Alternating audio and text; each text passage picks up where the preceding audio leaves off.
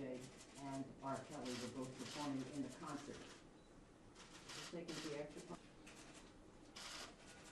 That club is no longer there. The building is. On their lives. Latrice and Michelle are very courageous to have made the decision to speak out now about R. Kelly.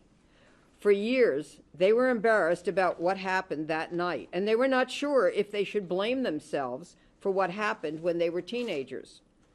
Now that they are older and have become mothers, they understand that the person who was responsible is the alleged sexual predator, R. Kelly.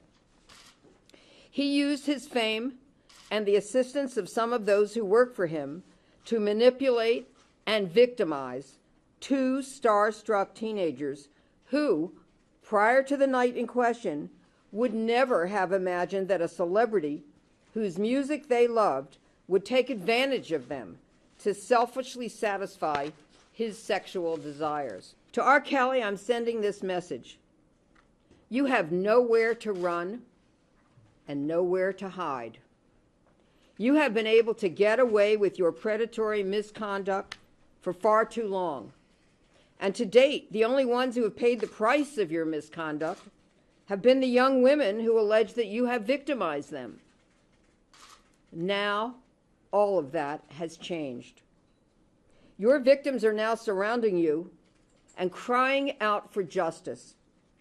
They are willing to face their fear and are no longer willing to let you get away with what they allege you have inflicted on them. It is time for you to face the consequences of what you have done in our system of justice. There, your celebrity will not assist you in flying away from accountability. Your time has come to face the many women who have suffered in silence for so many years. They are no longer silent, and their voices are being heard. The man who let us into the room returned. He had a walkie-talkie. He said, R. Kelly is getting ready to enter the room. Pull up your dresses. Rochelle and I did what we were told. We were standing. We had panties on underneath our dresses. Then R. Kelly came into the room a few minutes later. The other man left right away when Kelly entered the room. Mr. Kelly was wearing jeans and a white t-shirt.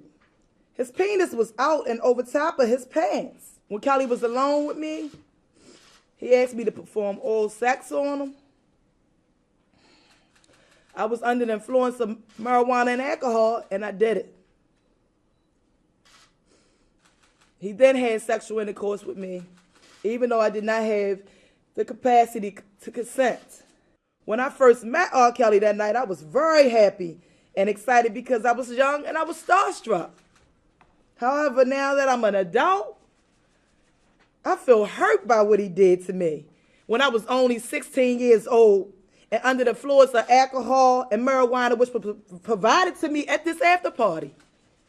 I'm coming forward now because I feel this is the right thing to do. I'm speaking out because I want to encourage other victims who I know must be out there, to come forward as well. I want justice for anybody who is a victim of R. Kelly. Now, being a mother with children, I feel I was taken advantage of when I was a teenager. I just want justice for anyone that was hurt or violated. I want victims to know it's not their fault. I'm speaking out now because I want to send a message to anyone who believes she was a victim of R. Kelly's. I want victims